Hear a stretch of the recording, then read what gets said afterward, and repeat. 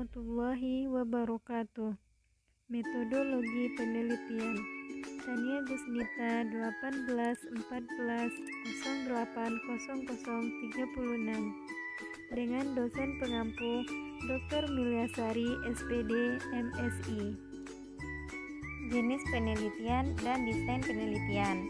Penelitian eksperimen yaitu metode penelitian yang digunakan untuk mencari pengaruh perlakuan tertentu terhadap yang lain dalam kondisi yang terkendali. Menurut Sugiono 2010, bentuk desainnya yaitu menurut Profesor Dr. Sugiono ada 3 bentuk. Yang pertama, pre-experimental design yaitu eksperimen sungguh-sungguh di mana variabel luarnya masih berpengaruh terhadap variabel luar. Bentuknya ada 3. Terus yang nomor 2, true experimental design yaitu mengontrol semua variabel luar. Pembagiannya ada 3. Yang ketiga, quasi experimental design yaitu memiliki 2 kelompok kontrol dengan tidak berfungsi penuh dalam mengontrol variabel luar. Pembagiannya ada 3 juga. Yang keempat, factorial design yaitu melibatkan 2 atau lebih faktor bebas. Penelitian korelasi yaitu penelitian non-eksperimental di mana peneliti mengukur 2 variabel dan menilai hubungan statistik di antara kedua variabel yang sedikit atau tidak mengendalikan variabel asing. Desainnya yaitu penentuan masalah yaitu masalah yang dapat diteliti, kontribusi terhadap data empiris dan sesuai dengan kemampuan peneliti. Selanjutnya studi kepustakaan yaitu memperoleh teori kerangka berpikir.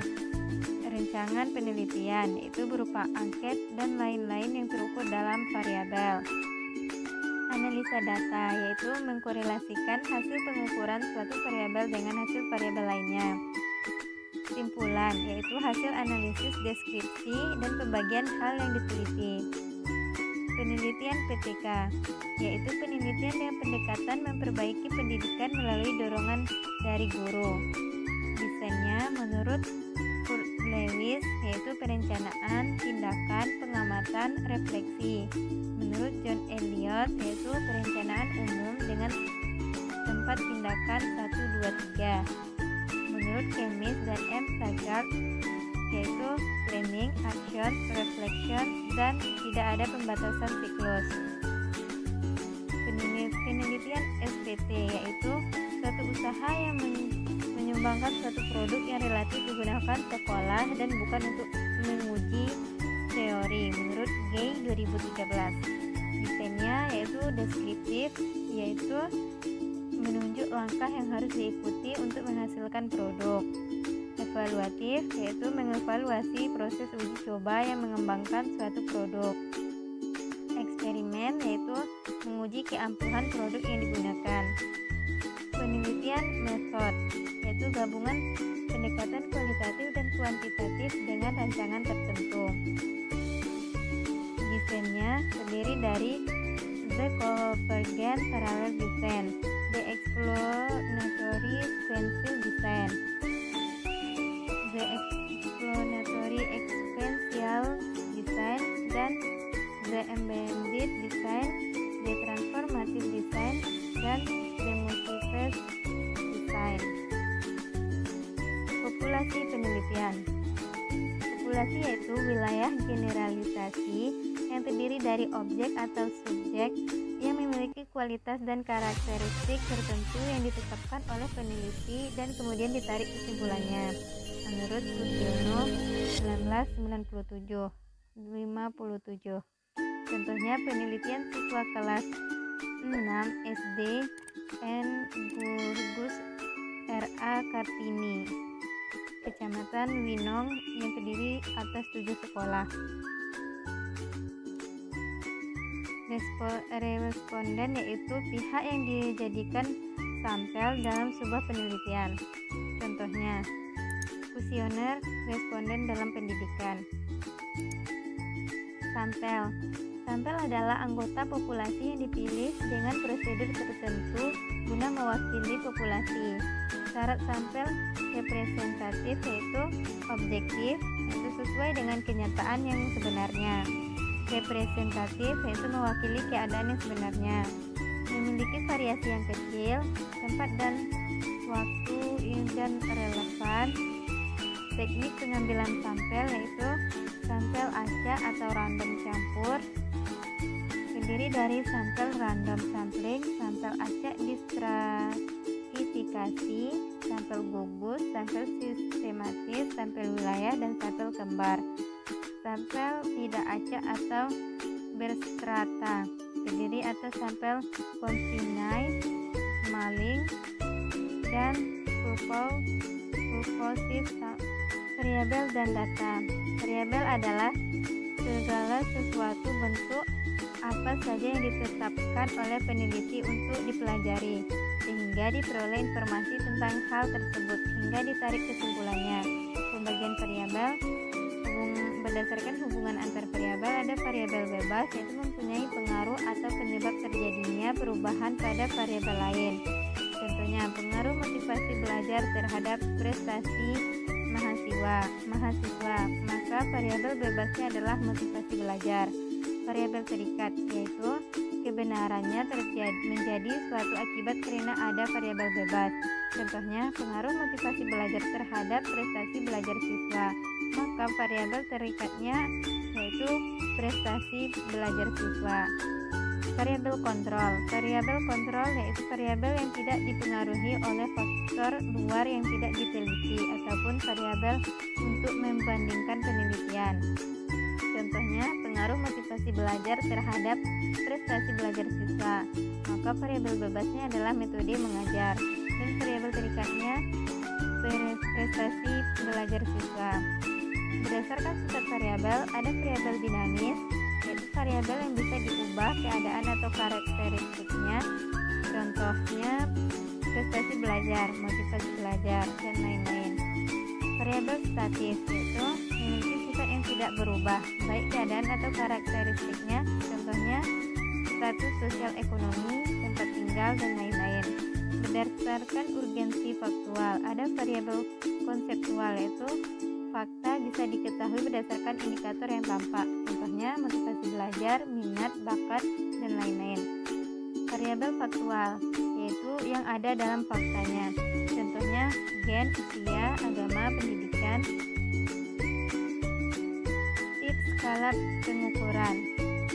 Variabel nominal, yaitu dikelompokkan terpisah secara kategori dan diskrit. Contohnya, agama, wilayah. Variabel ordinal, yaitu punya variasi, perbedaan, tingkatan, urutan, tapi tidak punya jarak pendesak, perbedaan, dan tidak bisa dibandingkan. Contohnya, perangkat kejujuran. Variabel interval, yaitu memiliki jarak kesamaannya bisa dibandingkan. Contohnya, nilai rapor 1, 2, 3. Skala penilaian dari 1 sampai 10, tapi angka tersebut tidak memiliki arti. Variabel rasio, yaitu memiliki skor, bisa dibedakan, diurutkan, dapat dibandingkan, dan ada persamaan jarak. Contohnya, tinggi badan. Penampilan waktu pengukuran. Variabel mekanisme, yaitu terdapat dorongan responden saat mengumpul data. Contohnya, bakat, kreativitas.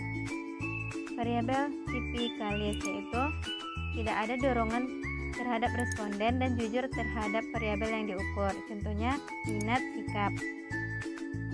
Data adalah segala fakta dan angka yang dapat dijadikan bahan untuk menyusun suatu informasi. Menurut Suharmisini Arifunto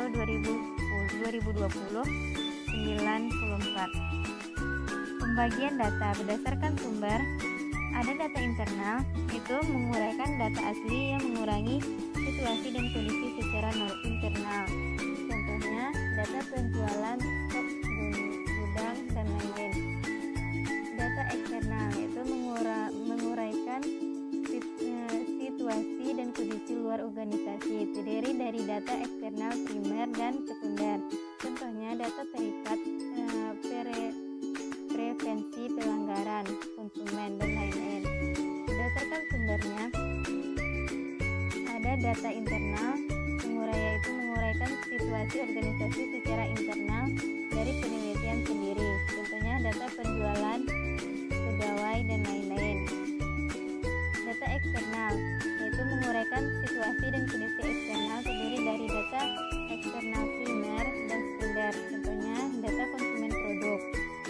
Berdasarkan cara memperolehnya, ada data primer, data yang dikumpul secara langsung. Contohnya data kepuasan pelanggan terhadap PLN dan lain-lain. Data sekunder yaitu data yang diperoleh secara tidak langsung. Contohnya data jumlah warga. Berdasarkan waktu pengumpulannya, ada data cross selection yaitu menunjuk titik tertentu. Dan data time series yaitu menggambarkan seiring berjalannya waktu. Berdasarkan jenis data, ada data kuantitatif yaitu berupa angka, contohnya jumlah siswa. Data kualitatif yaitu berupa kata-kata, contohnya tanggapan masyarakat tentang sesuatu. Berdasarkan sifat data, ada data deskrip yaitu berupa bilangan asli, contohnya data berat badan dan lain-lain. Data kontinu yaitu berdasarkan interval tertentu, contohnya penggunaan kata sekitar dan lain-lain. Instrumen penelitian. Instrumen penelitian adalah alat bantu yang dipilih dan digunakan oleh peneliti dalam kegiatannya mengumpulkan agar kegiatan tersebut menjadi sistematis dan mudah. Bentuk-bentuknya ada kuesioner atau angket, wawancara, observasi, dokumen, dan tes.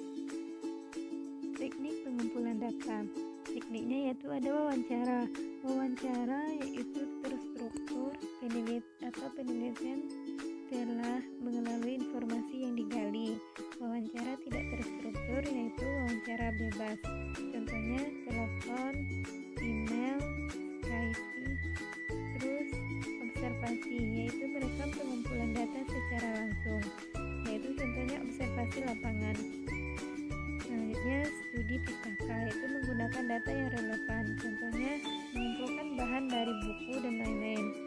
Selanjutnya kuesioner yaitu dengan mengajukan pertanyaan untuk dijawab. Contohnya jawaban responden. Teknik pengolahan data secara deskriptif yaitu penelitian deskriptif yaitu penelitian yang berusaha mendeskripsikan gejala peristiwa kejadian yang terjadi pada saat sekarang. Cara mengolah data dari angket yaitu no responden yaitu nomor urut untuk menjawab soal angket. No butir angket yaitu urutan pertanyaan dalam angket penelitian. Angka yang berada di tengah yaitu jawaban yang diperoleh responden dari angket penelitian. Skor total yaitu nilai yang diperoleh dari angket oleh responden. Teknik pengolahan data diferensial.